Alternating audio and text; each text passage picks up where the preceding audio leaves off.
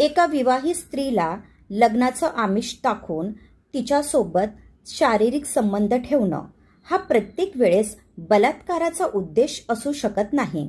नुकतंच छत्तीसगड हायकोर्टने अशा केसमध्ये एक जजमेंट दिलेलं आहे.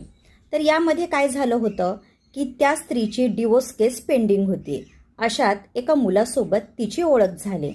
आता त्या मुलाने लग्नाचं आमिष दाखवून तिच्यासोबत शारीरिक संबंध ठेवले आणि नंतर तिला सोडून दिलं.